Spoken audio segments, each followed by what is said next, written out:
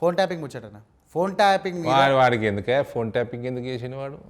వానికి ఎందుకు ఎవరితో మాట్లాడతాడు? కానీ లీగల్గానే చేసినాము అసలు అని చెప్పేసి ఎవరితో మాట్లాడితే ఏం మాట్లాడితే వానికి మీ ఎందుకు BJP వాళ్ళే లీగల్ గా ఎట్లా చేస్తారా? చెప్పు తీసుకొని కొడతారు. మీ లీగల్ గా BJP ఎట్లా చేస్తారు? కూడా బండి సంజయ్ అన్నదానికి కానీ రఘునందన్ రావు అన్నది కానీ వాళ్ళ కూడా ఫోన్ ట్యాపింగ్ చేసి మా భార్య ఫోన్ కూడా ట్యాప్ చేసిన అని అంటుర్రు. ఆ. దాని మీద మీరేమంటారు? మాది కూడా చేసిర్రు. నా 5 ఫోన్లు ట్యాప్ చేసిర్రు. నా 3 నెంబర్లు చేసిర్రు. మా సెక్రటరీ నాగిరెడ్డి చేసిండు. నా నిజామాబాద్ సెక్రటరీ నారాయణ చేసిర్రు. ఇది వాళ్ళ పోలీసు వాడే చెప్పిండు. వాళ్ళ పోలీస్ ఆఫీసర్ల పేరు ఏం పాడని అప్పట్లో వాళ్ళే చెప్పిర్రు. అది అపోహనే నా మీద అభాండం వేస్తారు అని చెప్పేసి ఓలైతే వాళ్ళ పోలీస్ ఆఫీసర్లే చెప్పారు కదా. బండి సంజయ్ మీద కూడా ఫోన్ ట్యాపింగ్ చేసిండు అని చెప్పేసి అని బండి సంజయ్ కూడా అంటే ఆయన మీద ₹1 దావా చేసిండు పరువు నష్టం కింద. వాళ్ళ పోలీసు వాళ్ళు ఇచ్చిండ్రు స్టేట్మెంటు. ఇంకా నన్నైతే పోలీసు వాళ్ళని నేను రమ్మంటే కూడా నేను పెద్ద పట్టించుకోలే. నా సెక్రటరీ కడితే మీ ఇష్టం పోతే ఎవరు తెలియదన్న. ఏంది ఇంటి ఏంది వినకుంటే అసలు ఎందుకు వినాలి నువ్వు? లీగల్గా వినేది ఏంది? వాని బొందనా? నా ఫోన్ ఎట్లింటావు? నేను టెర్రరిస్ట్నా? నేనేమన్నా యాంటీ నేషనల్ యాక్టివిటీ చేస్తున్నా? కాంగ్రెస్ పార్టీ వచ్చి 20 నెలల దినం అవుతుందన్న. ఈ 20 నెలల్లో తెలంగాణ నిజంగానే అభివృద్ధి పదంలో పోతుందని చెప్ప ఒక్క అభివృద్ధి అయింది చెప్పరాదు. ఏదో అభివృద్ధి అభివృద్ధి అభివృద్ధి అభివృద్ధి అంటే ఒక్కటి చెప్పు. త్రిబులార్ అనుకుంటే ఒకటి త్రిబులార్ త్రిబులార్కి ఎన్ని పైసలు కేంద్రం తెలుసా? అది వచ్చిన రోజు వీళ్ళు డిపిఆర్లు ఇచ్చి డిజైన్లు ఇచ్చి అన్నీ మొత్తం ఇచ్చినాక కదా పైసలు కేంద్రంకి వెళ్ళి 80% పైసలు వస్తాయి. ఇప్పుడు ఈ ఫ్రీ బస్ కానీ కరెంటు బిల్లు కానీ గ్యాస్ కానీ ఇంకా ఏడే ఇస్తున్నారు? ఎక్కడ ఇస్తున్నారు? ఫ్రీ బస్ అయితే చాలా అయిపోయింది. ఫ్రీ బస్ ఒకటే ఇస్తున్నారు. కరెంట్ ఫ్రీ కరెంట్ ఏమి ఇస్తున్నారు? 200 యూనిట్ల కంటే బిల్లులు ఎక్కువ వచ్చి పాడైతున్నాయి ఊర్లలో. పంచాయతీ అదే కదా మరి. నిజంగా కేంద్రం అసలు సహకరిస్తలేదు అనేదే ప్రధానంగా మొత్తం లొలిపెడుతున్నారు. ఎందుకు సహకరిస్తలేదు అంటారు? దేనికి సహకరించాలి? ఏ కార్యం ముంగటేస్తే వెనక కరెంటు నువ్వు ఫ్రీగా ఇచ్చుకుంటే ఇచ్చుకో. నువ్వు ఎక్కడికి వెళ్ళైతే కొనుక్కుంటున్నావు వాళ్ళ పైసలు కట్టే అంటున్నారు. మరి ఓడు కట్టాలి పైసలు. నువ్వేం ఉత్పత్తి చేస్తున్నావా? కేసీఆర్ అనేటోడు కరెంట్ ఇచ్చిండు 24 గంటలు అంటే ఇచ్చిండు అని నేను అంట.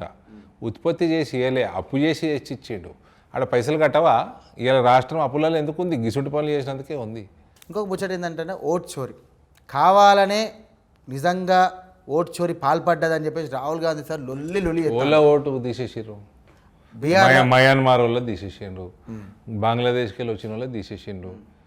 దీని ఓటు చోరీ ఎందుకంటే ఇది ఓటు చోరీ కింద లెక్కకే రాదు. ఇది దేశ భద్రతకి, నేషనల్ సావరినిటీకి, నేషనల్ సెక్యూరిటీకి సంబంధం. ఇది మన తెలంగాణలో కూడా దొంగ ఓట్లతోనే గెలిచిర్రు ఎంపీలు అని చెప్పేసి అని అంటారు. కాంగ్రెస్ వాళ్ళు అదే మాట అంటారు. వాళ్ళు 8 ఎంపీలు దొంగ ఓట్లతో గెలిచిరేమో. వాళ్ళకి 8 మంది ఎంపీలు ఉన్నారు కదా, వాళ్ళు దొంగ ఓట్లతో గెలిచిరేమో.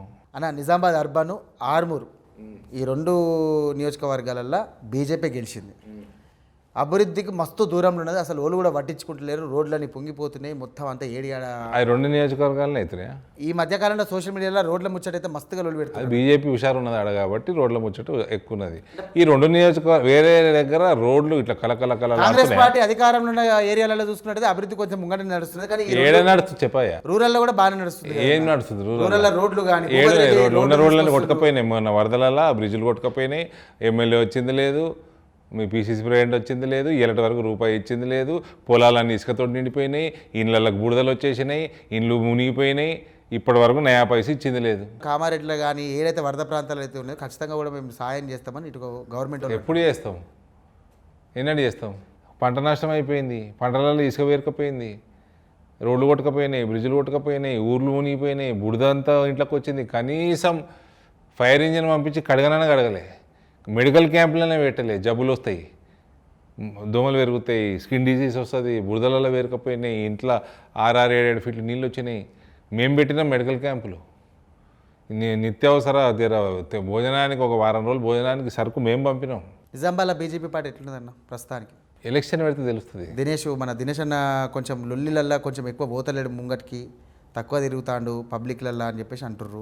మళ్ళీ నిజామాబాద్ బీజేపీలో చూసుకున్నట్టయితే కొంచెం దినేష్ ఎప్పుడు ప్రజల మధ్యలోనే ఉంటాడు. తీర్మానం మళ్ళీ పార్టీ పెట్టిండన్న, దాని మీద మీ అభిప్రాయం ఏంది? తెలియదు.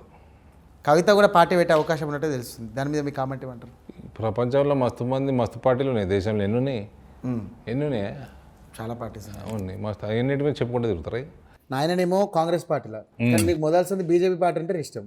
ఎందుకంటే సరే ఏ పార్టీ అయితే ఏంది కానీ ప్రజలకు సేవ చేసుకోనికి ఏ పార్టీ అయితే ఏంది ఎవరు ఐడియాలజీ వాళ్ళది. ఇప్పుడు మా నాయన స్టాచ్యూ అమిత్ షా గారిని ఇనాగ్రేట్ చేశారు. నేను అమిత్ షా గారిని వేరే పార్టీ లెక్క చూడలేదు ఆ రోజు, దేశానికి హోమ్ మినిస్టర్గా చూసిన.